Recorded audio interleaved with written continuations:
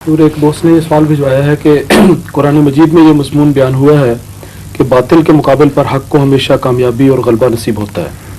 اسلام اور عیسائیت کے تقابلی مطالعے سے نظر آتا ہے کہ تاریخی لحاظ سے اسلام کو عیسائیت کے مقابل پر کبھی بھی مجموعی طور پر غلبہ حاصل نہیں ہوا، اور آج بھی مجموعی رنگ میں یہی کیفیت ہے۔ ان کا سوال یہ ہے کہ قرآن مجید نے جس غلبے کا وعدہ دیا ہے اس سے کیا مراد ہے اور اس کے ظہور کی کیا صورت ہوگی؟ یہ مجموعی سے کیا مراد ہے؟ تعداد مجموعی غلبے کے متعلق تو قرآن کریم نے واضح پیشگوئی فرمائی ہوئی ہے کہ ایک زمانے میں رسول اللہ صلی اللہ علیہ وسلم کو اس لیے مبعوث فرمایا ہے لِیُظْہِرَهُ عَلَى الدِّینِ کُلِّهِ کہ وہ تمام ادیان پر غالب آ جائے، محمد رسول اللہ کا دین باقی سب ادیان پر غالب آ جائے، کہ آپ کو سارے ادیان پر غالب کر دے۔ یہ پیشگوئی جہاں تک پرانے مفسرین نے سمجھا ہے مسیح السلام کے زمانے میں پوری ہونی ہے، جس کا مطلب یہ ہے کہ اس زمانے تک مجموعی غلبہ نہیں ہوگا، سمجھے ہیں؟ پھر قرآن کریم میں یاجوج ماجوج کے غلبے اور احادیث میں، اگرچہ قرآن کریم میں دجال کو لفظ نہیں ہے، احادیث میں دجال کے حوالے سے سورہ کہف کے مضامین بیان کرتے ہوئے یہ فرمانا کہ سب دنیا پر یہ قومیں غالب آ جائیں گی، اس سوال کے ایک پہلو کو پیش نظر رکھ رہی ہیں، وہ ہے ظاہری غلبہ،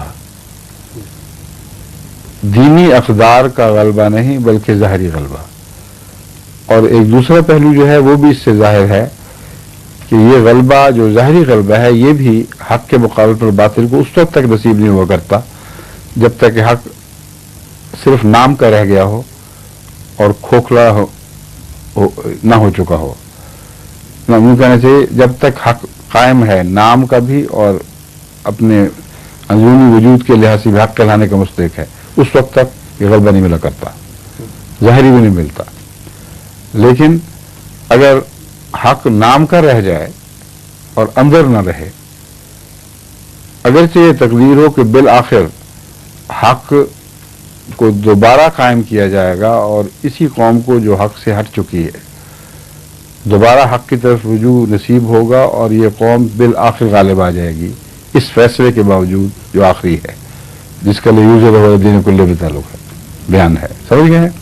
اس کے باوجود اس آخری اظہار سے پہلے اگر وہ قوم جس کو آخری غلبے کی خبر دی گئی ہے، جس کو اس سے پہلے ہر بڑے مقابلے میں ہمیشہ غلبہ ملتا رہا، اور یہ بات بھی ثابت ہوئی کہ حق جب باطل سے ٹکراتا ہے تو حق جیتتا ہے، اس اندھیرے دور میں جب کہ حق نام کا رہ گیا ہے، اس دور میں لازم نہیں کہ غلبہ ملتا رہے، اس دور میں مغلوب ہونا مقدر ہے۔ اور یہ بات محمد رسول اللہ صلی اللہ علیہ وسلم کی ان پیشگوئیوں سے تعلق رکھتی ہے جن کی جڑیں سورہ کہف میں موجود ہیں، سمجھ گئے ہیں؟ تو اس لیے تین زمانے ہوئے، ایک وہ زمانہ جب کہ حق پوری طرح کامل اور اپنے ظاہر و باہر میں یکساں تھا، اور اسی طرح نور الہی اس کے ظاہر میں برس رہا تھا جس طرح اس کے باطن میں بھرا ہوا تھا۔ یہ وہ رسول اللہ صلی اللہ علیہ وسلم کا دور، اور پھر آپ کے بعد پہلی نسل اور پھر دوسری نسل کا دور ہے۔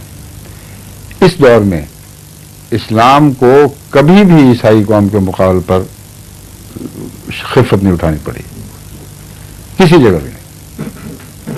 اسی دور میں اسپین کے واقعات ہوئے ہیں، اسی دور میں روم سے ٹکریں ہوئی ہیں، اسی دور میں فلسطین پر قبضہ ہوا ہے، اسی دور میں دمشق کو واپس لیا گیا، اس کو قسطنطنیہ کو واپس لیا گیا ہے۔ تو کون کہتا ہے، کیسی تاریخ پڑھ رہا ہے کہ ہمیشہ عیسائیت کو غلبہ ملا؟ غلط بات ہے بالکل۔ جب حق اپنے ظاہر و باطن میں واقعتاً حق تھا، اس وقت بڑی شان سے یہ غلبہ ملا ہے، اتنی شان سے کہ عقل دنگ رہ جاتی ہے کہ اتنے تھوڑوں کو اتنے بڑوں پر غلبہ کیسے نصیب ہو گیا۔ لیکن جب وہ دھندلانے لگا اور رات کی طرف بڑھنے لگا، اس کے آخری کنارے تک یہ غلبہ ظاہری طور پر ملتا رہا۔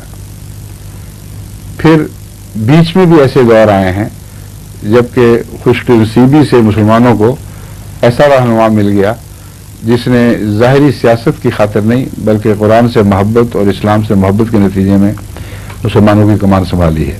जैसे सुल्तान सलाहुद्दीन अय्यूबी का दौर है। उस दौर में भी अपने से बड़ी बड़ी ताकतों को पैम मुसलसल शिकस्त देता रहा है। यहाँ तक कि इनके हिस्टोरियंस, इनके तारीखदान भिन्ना जाते हैं, कहते हैं समझ नहीं आती हुआ कैसे है। कुछ भी नहीं था मुकाबलतन, लेकिन हर दफा उसको गलबा नसीब हुआ। तो ये दावा ही गलत है कि ईसाइयत के मुकाबले पर गोया जब भी इस्लाम आया है उसने नुकसान उठाया, दुरुस्त नहीं है। हाँ, बाद का जो दौर है जिसके मुतालिक कुरान में पेशगोई मौजूद, जिसके मुतालिक रसूल सल्लल्लाहु अलैहि वसल्लम ने वजाहत फरमा दी, उस दौर की तारीफ आप ये फरमाते हैं, सयाती अला नास ज़मानुन ला यबका मिनल इस्लाम इल्ला इस्मुहु वला यबका मिनल कुरान इल्ला रस्मुहु मसाजिदुहुम आमिरतुम व हिय खराबु मिनल हुदा उलमाउहुम शर्रु मन तहता दीन समा मिनहुम तखरुजुल फितनत मिन इंदहिम तखरुजुल फितनतु व फीहिम तऊद। ये जो नक्शा खींचा है इसमें हक और बातिल की टक्कर कहां से हो गई? ना इधर है ना उधर है। फिर तो ज़ाहिरी कवानीन अमल दिखाते हैं। एक वो कानून है कम मिन फ़ियतिन गलबत फ़ियतन कसीरा, फ़ियतन कलीला, कम मिन फ़ियतिन कलीलतिन गलबत फ़ियतन कसीरा। और एक कानून है कि माइट इज राइट, उसका दौर चलता है, जहां भी ताकत है उसने छोटी चीज को कुचल देना है। फ़ियतन कलीला वाला जो मजमून है ये हक के साथ ताल्लुक रखता है। हक वाले लोग अहले हक खा थोड़े भी हों, जब तक अहले हक कहलावे के मुस्तहिक हैं, उनको अल्लाह ताला बसा औकात अपनों से बहुत बड़े बड़े दुश्मनों पर गलबा अता फरमा देता है। ये जो हदीस है, जब से इसका अमल दरामद शुरू हुआ है, वो हक रहा कहाँ है जिसकी ताईद भी खुदा ये निशान दिखाता। जब नाम का है तो फिर नाम ही की ताईद होगी। इसलिए इस दौर में जो आपने नहायत दर्दनाक वाक़यात रूनुमा होते देखे हैं, ये वही हैं जो रसूलुल्लाह सल्लल्लाहु अलैहि वसल्लम पहले बयान फरमा चुके हैं कि दज्जाल के मुकाबले पर किसी को गलबा नहीं रहेगा। फिर वो निकलेगा और सारी दुनिया को फतह करेगा। आखिर पर मुसलमानों की तादाद जो सच्चे मोमिन रह गए हैं 70,000 बयान की गई है, और उनको भी धुआं पहुंच जाएगा। मतलब दज्जाल का मुआशरा, उसका माली निज़ाम, उसका सियासी निज़ाम हर जगह किसी न किसी रंग में जरूर असरअंदाज होगा। यहाँ तक कि मुसलमानों की मुखलिस जमात भी कोई उससे बच नहीं सकेगी। 70,000 एक तकमील का थोड़ा भी बताना मुराद है, लेकिन एक कामिल एक जमात के लिए 70,000 का जो जुमला है बहुत उम्दा इतलाक पा रहा है। तो इस पहलू से जो आपका सवाल है वो बड़ा उसका मैं समझता हूँ आपने किया है कि यही जवाब है दरअसल कि इन सब अदवार को देखें, उनके तकाजे देखें, फिर सवाल बनाएं। मैं एक जनरलाइजेशन के जरिए एक ऐसा सवाल कर देना कि स्वीपिंग स्टेटमेंट के तौर पर हक का कुछ भी बाकी न रहने दे, ये तो जायज बात नहीं है। समझे? छोटे भाई ने सवाल किया था दुरूद शरीफ के मतलब। अब इसमें एक हिस्सा जमात अहमदिया जब से आई है, ये वही इस्लाम है ना, कोई बदला तो नहीं। अगर बदला तो जमात इस्लामिया अहमदिया सच्ची नहीं है, मगर खुदा का सलूक बता रहा है कि नहीं बदला। छोटी होकर जहां जहां टक्कर लेती है ईसाइयत से, ईसाइयत को शिकस्त दे देती है, आप गालिब आ जाती है। एक भी जगह ईसाइयत ने जमात को नहीं हराया किसी दुनिया के खित्ते में। तो ये है हक का गलबा जिसकी पेशगोई फरमाई गई थी। अगर हक होगा तो फिर गलबा जरूर पाएगा।